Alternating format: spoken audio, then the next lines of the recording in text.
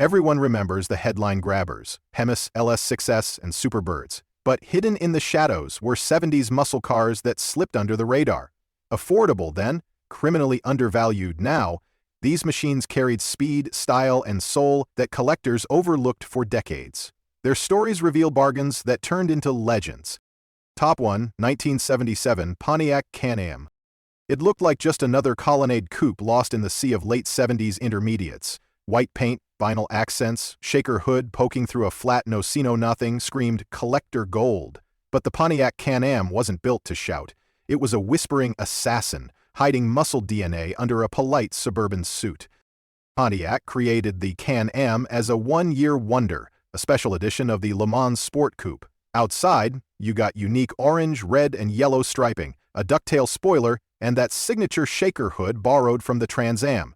Inside, buyers found a driver-focused cabin with machine-turned dash trim, sport steering wheel, and rallier gauges. It looked more like a comfortable weekend cruiser than a strip predator.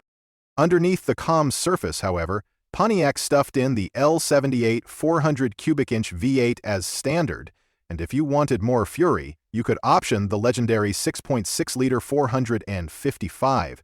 Rated at 220 horsepower in the smog era, it may sound tame today, but the torque curve told another story. In magazine testing, the Can-Am could hustle the quarter mile in the mid-15, shocking number in 1977, when most V8s had been neutered by emissions.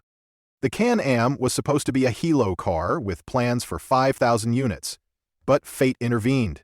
The mold for its fiberglass rear spoiler broke, and Pontiac decided it wasn't worth fixing. Production stopped dead after only 1,377 cars. Suddenly, what should have been a mainstream promo model became rarer than many supercars. Today, collectors whisper about it not because of flashy looks, but because you almost never see one for sale. Prices quietly climbed, and pristine examples now fetch $40,000 to $60,000, leaving people stunned that this once-ignored Colonnade has outpaced modern sports coupes in value appreciation. For those who saw past the polyester decade stigma, the Can-Am became the ultimate sleeper investment. You got Trans Am DNA, rarity guaranteed by accident, and the satisfaction of driving a piece of Pontiac's last big swing before downsizing killed the true muscle recipe. It was the moment the underdog bit back, hard, and yet, Pontiac wasn't alone in disguising performance under mild sheet metal. Another Detroit brand built a car that looked like a family hauler, but packed a surprise big enough to burn rubber past skeptics. Top 2, 1972 Buick GS350.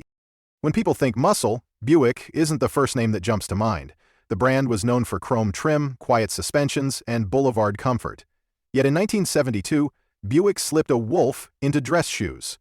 The GS350 looked like a gentleman's coupe, but its quarter-mile bite shocked anyone foolish enough to laugh at it. Externally, the GS350 shared lines with Buick's Skylark long hood, sweeping fenders, and subtle GS badging. It didn't scream with stripes or spoilers. Inside, buyers found plush vinyl seats, wood-grain dash inserts, and Buick's reputation for refinement, a luxury car plain and simple. Or so it seemed. Hush. But under the hood sat Buick's 350 cubic inch small block, tuned with a 4-barrel carb, high-flow heads, and dual exhaust. Factory ratings were modest, around 260 horsepower and 365 pound-feet of torque, but that torque hit low, making launches brutal. Road testers clocked it in the high 14s to low 15s in the quarter mile, quicker than many bigger engines of the smog era. What makes the 72 GS350 ultra rare isn't just its hidden speed, it's its scarcity. Buick only built 861 GS350s that year, as insurance rates, emissions laws, and the muscle car crash decimated demand. That production figure makes it rarer than many HEMI Mopars. Yet unlike its flashy rivals, the GS350 sat quietly in driveways, mistaken for just another Skylark. This stealth factor has kept prices surprisingly low compared to its performance potential. For years, you could snag a GS350 for less than a rusted-out Javelin SS. Collectors are waking up now, realizing this car combines Buick's build quality, low production numbers, and dragstrip credibility. Clean examples can still be found in the $30,000 to $40,000 range pocket change. Compared to rarer Pontiacs or Mopars, the GS350 proved that even Buick could outmuscle the competition when it wanted to. But another brand, Pontiac, took stealth to the next level, dressing raw muscle in Ventura's economy car clothing. Top 3, 1974 Pontiac GTO, Ventura 350 HO. By 1974, most muscle cars had lost their bite, choked by insurance, emissions, and the oil crisis. Pontiac, however, pulled a sly trick. Instead of dropping a massive V8 into a flashy body, they tucked muscle under an economy suit. The 74 GTO looked like a Ventura grocery getter, until you heard it roar. On the surface, the 74 GTO didn't resemble its legendary 1960S ancestors.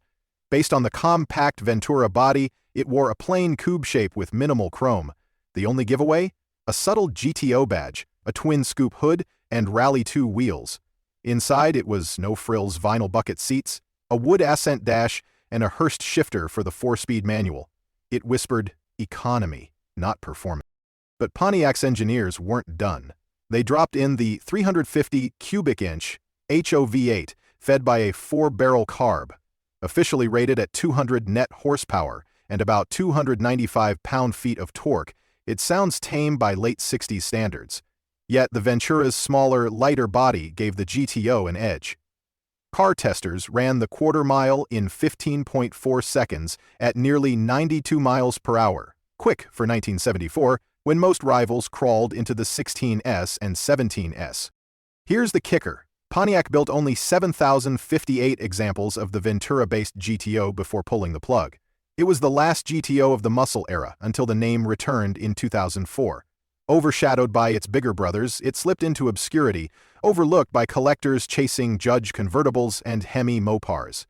For decades, these cars traded hands for less than $10,000, criminally undervalued for their rarity and performance. Today, the 1974 GTO represents one of the smartest buys in classic muscle. Its combination of rarity, compact size, and period performance makes it a hidden gem. Prices are finally climbing, with strong survivors fetching $25,000 to $35,000, yet still well below Chevelles or Chargers of equal rarity. For the enthusiast who wants a true sleeper muscle car, nothing screams louder than a Ventura-badged GTO.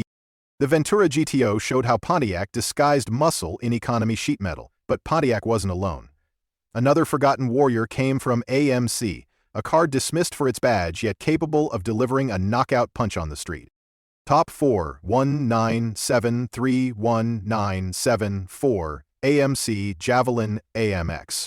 By the mid-70s, the big three muscle legends had lost their fangs, but AMC, the underdog, decided to double down with style. Their Javelin AMX looked more like a long, flamboyant cruiser than a street brawler. To the untrained eye, it seemed like a boulevard car, until you unleashed its heart.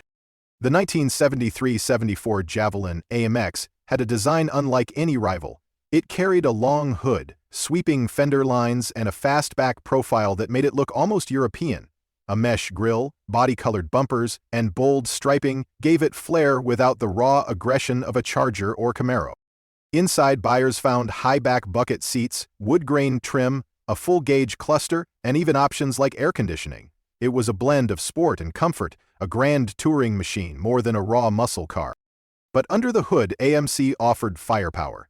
The top engine option was the 401 cubic inch V8, producing 255 net horsepower and 345 pound-feet of torque.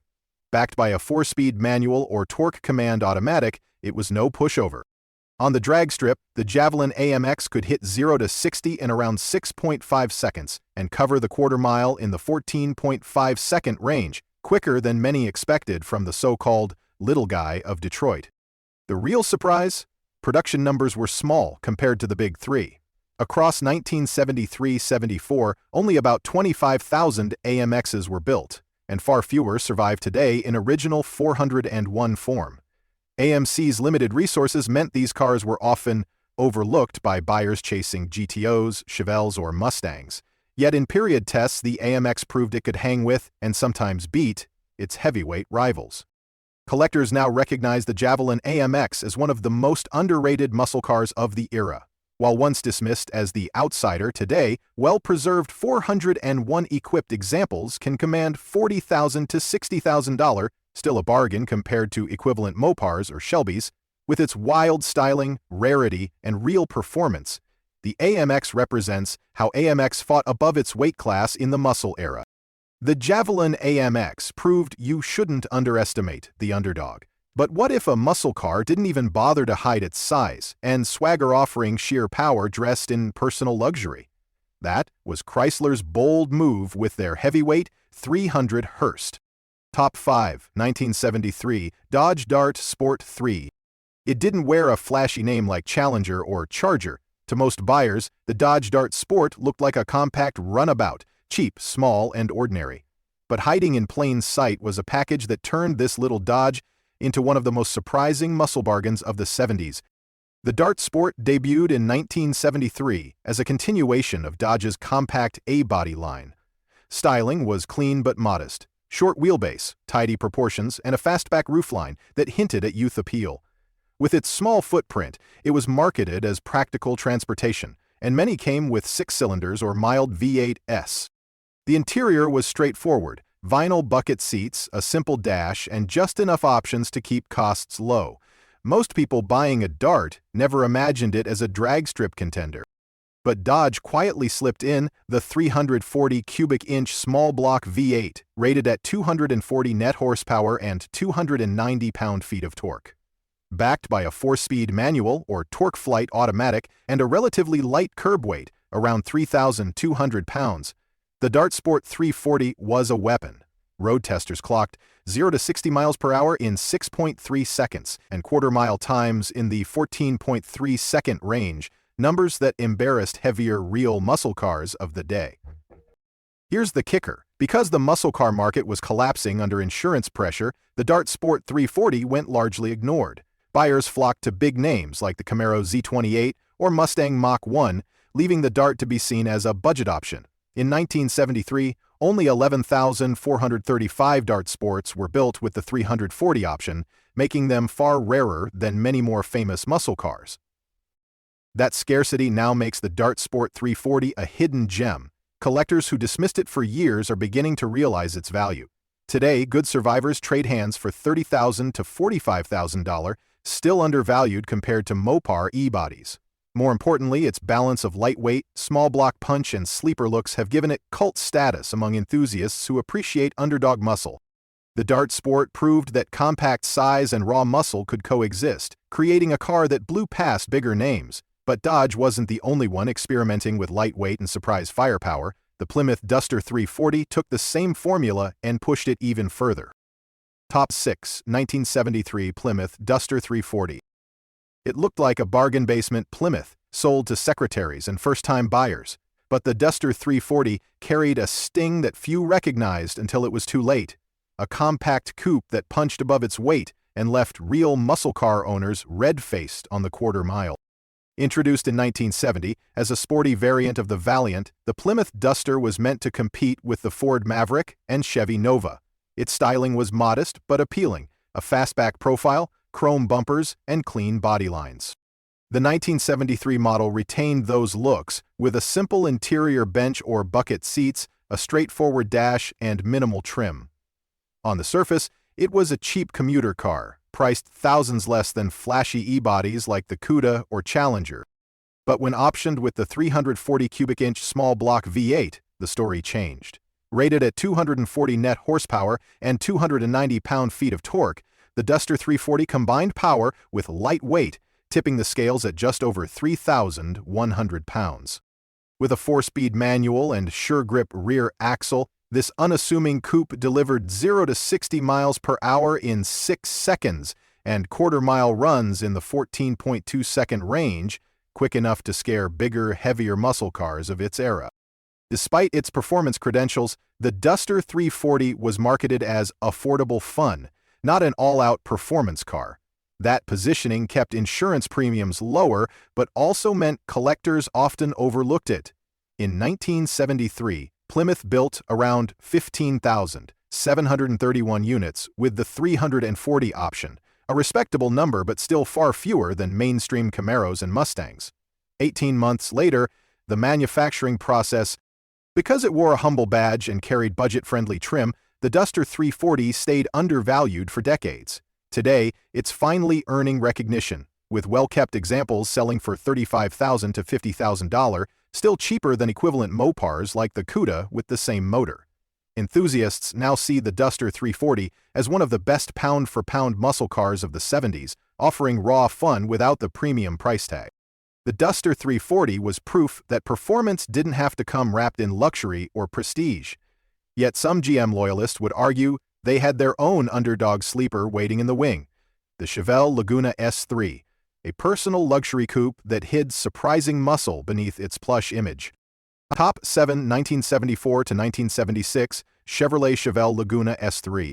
By the mid-70s, the muscle car was supposed to be dead-choked by emissions laws, rising insurance, and the oil crisis.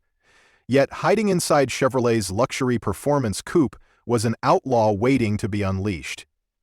The Laguna S3 didn't just survive, it became a NASCAR menace disguised as a boulevard cruiser. At first glance, the Laguna S3 seemed more Monte Carlo than Chevelle SS. With its urethane front end, sloping nose, and refined lines, it looked like a personal luxury car, tailored for comfort rather than speed. Inside, buyers found plush seating, wood-grain trim, and options like air conditioning and tilt wheel. It was Chevrolet's attempt to move the Chevelle into the growing personal luxury market. But beneath that elegant skin lay serious performance hardware. Buyers could equip the Laguna S3 with a range of engines, topping out with the 454 cubic inch LS4 big block V8, rated at 235 net horsepower and 360 pound-feet of torque. While those numbers seemed tame on paper compared to late 60s monsters, the Laguna's true talent wasn't just drag racing. It was domination on the oval. NASCAR legends like Cale Yarborough and Darrell Waltrip piloted Laguna S3 stock cars to victory, making it one of the most successful race machines of its time. Production numbers were limited compared to standard Chevelles. Across 1974 to 1976, Chevrolet built roughly 25,771 Laguna S3s, a fraction of overall Chevelle sales. The unique sloped nose gave it a competitive aerodynamic advantage that proved nearly unbeatable until NASCAR eventually banned the model. What looked like a luxury trim package was, in reality, a factory-approved race weapon. Despite its NASCAR pedigree, the Laguna S3 faded into obscurity once the Chevelle line was phased out in 1977. Collectors overlooked it for decades, preferring the flashier SS396 and LS6 Chevelles. Today, however, the S3 is being rediscovered, with prices climbing from $18,000 to $35,000 for well-preserved cars. Still, it remains one of the most undervalued muscle cars of the decade, a blend of style, comfort, and race-bred engineering. The Laguna proved that looks could deceive, that what seemed like a soft luxury coupe could dominate America's fastest tracks. But Chevrolet wasn't done with sleepers. Their next move was to slip performance back into a smaller, tighter package, one that carried the Z28 badge with pride. Top 8, 1978 Chevrolet Camaro Z28. In 1978, muscle cars were supposedly finished. Gas crises, emissions laws, and insurance hikes had gutted Detroit's horsepower wars. Yet Chevrolet quietly armed the Camaro with a badge that still meant Speed Z28. To outsiders, it was stripes and spoilers, but for enthusiasts, it was a survivor hiding in plain sight. The second-generation Camaro had grown wider, lower, and sleeker than the original 60s pony car. By '78, the Z28 received an unmistakable facelift, front air dam, fender vents, body-colored wheels, and bold graphics that shouted performance even when parked. Inside, the cabin balanced sport and comfort, high-back bucket seats, a driver-focused dash, and creature comforts like stereo and AC that reminded buyers this was no bare-bones racer. Under the hood, a 350 cubic inch small block V8 delivered 185 horsepower and 280 pound-feet of torque, paired with either a 4-speed manual or 3-speed automatic. On paper, those numbers looked tame compared to early 70s big block brutes, but on the street, the Z28 could still hustle quarter miles. Times hovered in the mid-15s, quick enough to humble luxury cruisers that had grown fat and lazy. What shocked everyone wasn't blazing speed, it was sheer popularity. At a time when most muscle cars were vanishing, The Z28 sold 54,907 units in 1978 alone, an incredible number compared to the limited runs of earlier high-performance legends. Instead of fading into obscurity, the Z28 became the performance torchbearer of a struggling decade. Collectors once dismissed the '78 Z28 as a disco-era pretender, yet its role was pivotal. It carried the Camaro's performance reputation through the lean years. Affordable, stylish, and just fast enough, it kept enthusiasts engaged until horsepower came roaring back in the '80s. Today, values reflect that respect, with strong examples bringing $25,000 to $40,000, a far cry from the bargain bin status they held for years. The 1978 Camaro Z28 may not top performance charts, but it proved survival itself can be legendary. For those who fired it up, the rumble of its small block wasn't nostalgia, it was resistance, a stubborn heartbeat of muscle car defiance when nearly everything else had gone silent. These weren't the poster cars plastered on bedroom walls, yet they carried the DNA of true Detroit performance. Each one, from forgotten Pontiacs to overlooked Buicks and AMCs, proves that muscle car history isn't written only by the obvious hero. It's built on survivors that buyers underestimated, only to realize their worth decades later. If you've enjoyed uncovering these undervalued gems, hit the like button, share your thoughts in the comments, and subscribe to Legendary Classic Cars for more stories that shine light on forgotten legends. Don't forget to ring the bell so you never miss the next ride into hidden history.